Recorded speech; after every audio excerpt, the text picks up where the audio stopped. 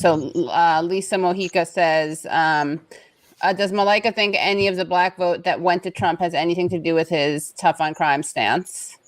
I think very little of the black vote going to Trump has anything to do with ideology. I think the vast majority of it has to do with frustration and an anti-Biden, anti-democratic reaction based on my conversations with people that I've met through my reporting and also anecdotally through family and acquaintances. I think this is very little about a referendum on what Donald Trump offers. And instead, it's about what the Democratic Party is not doing. Because when you tell voters there's only two parties, you can't stay home, vote or die, you have no choice, you have to vote for somebody. I think there are a lot of people who are like, well, I'm not going to go with a party that hasn't done anything for me for 4 decades. So you guys are telling me I got to vote. Well, I'll just vote for the other guy. So I think it's more of a protest vote than anything related to ideology. Yeah. Yeah, similar thing happened, I think, in the Latino vote, which increased dramatically for Trump this time around. And, and it wasn't just reactionary Cuban Americans in Miami. It was all across the Rio Grande Valley and the Southwest and things like that. And it's like, yeah, you pitch them two parties, but the Democrats under Obama deported more people than any other president in history. They also did NAFTA, which destroyed a lot of their livelihoods. They destroyed a lot of their friends and families' livelihoods in places like Mexico and Central America. And, and it's like, well, what are they offering me? And it's, well, nothing really, just vague kind of notions of that we're on your team and they're on the other team, but like that's just not enough, right? That's just not enough. And the other guy, well, he offers you some libidinal thrill. There is some sort of libidinal appeal to Trump. One thing I've wondered. Yeah, go ahead. One thing I've wondered with and maybe we'll be able to get good data on this eventually, but the Trump economy before the collapse was like pretty good. I mean, not anything he did, but like the unemployment rate was really quite low. And then the CARES Act came on, and it really did provide people a ton of cash. There was a study that the Federal Reserve put out a couple of weeks ago that showed that before the CARES Act, only 30% of families had 6 months of expenses saved up. After, it was 94%. For that period, like just so much cash went out the door. And I wonder if that is enough to at least peel some voters off. And then one other thing I'd read with Latino voters, and I'm not an expert in this, but is that there are dynamics that are similar to the white working class there, where Latino working class people are socially conservative, or at least more so than, the PMC media type or whatever. They are socially conservative. They are quite religious, Catholic, and so you get caught in this whirlwind, like you said. If the Democrats are not offering you much on the economy, and you are kind of socially conservative on issues like abortion and things like that, then it becomes a lot more in play, because it's like, well, I don't know, at least this guy. And also the Latinos are much more, the sort of links between Latino voters and the Latino political class are much weaker than they are with a lot of black voters in the black political class. I mean, there was, Obama, there's just civil rights heroes who delivered the goods to millions of black voters in the civil rights movement are still around, and those traditions and roots are very deep.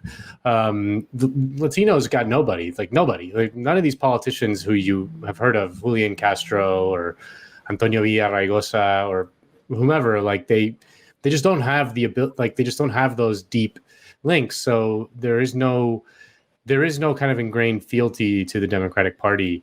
The Democratic Party has done nothing for them, like literally nothing. Democrats delivered civil rights for black people. That's a very meaningful, concrete thing that they can point to. The Latinos got nothing. I mean, Reagan passed the amnesty bill in '86.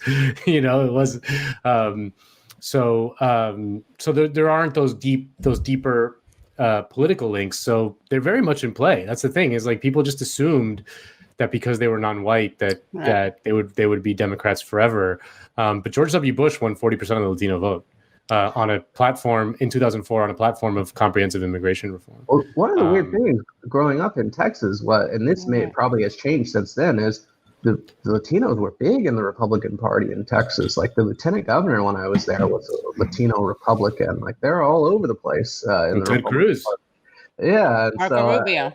you know, They're Cuban. well, yeah, To be he's a fair, they're Cubans. Yeah, Yeah, but Ted Cruz, so it was just kind of a, you know, I don't know. I would never have assumed that they're Democrats based on growing up that way. So. Well, There's also the assumption that there's like a solidaristic thing between like people who've been here, born here.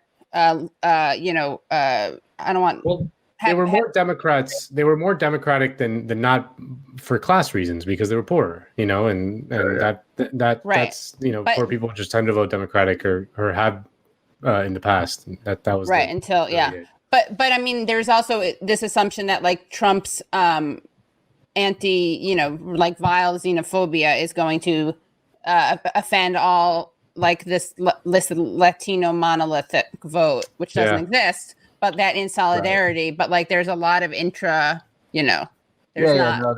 There's a liberal assumption that Latinos care mostly about immigration and that their immigration views are always liberal, which is not true.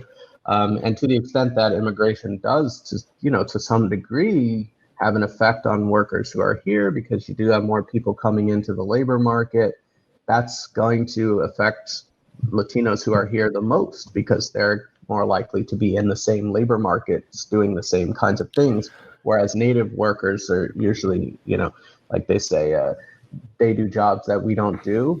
But if you're a Latino, no, they do jobs that you do. You know? So. Yeah.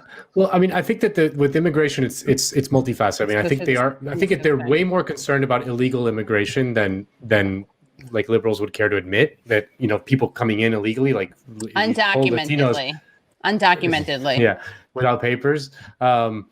But they don't like deportations. I mean, it's like think about what 2.5 million deportations is under Obama's 8 years. Like those are cousins, those are friends, those are, you know, family members. That's not a pleasant thing. Being deported sucks, and a lot of those people have hot take from Nando Vila. Yeah. So they when they say they're concerned about illegal immigration, they don't want like mass deportations. Like that's just not.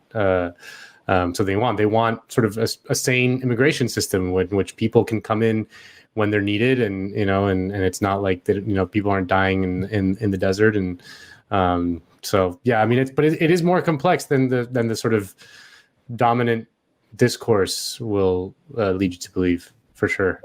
Yeah, and so much of the problem is that the Biden campaign and Democrats in general they're not even really studying why they're losing. They're just, you know, their whole spiel is that this is an anti-Trump vote and we can get these voters without really working for them. Right.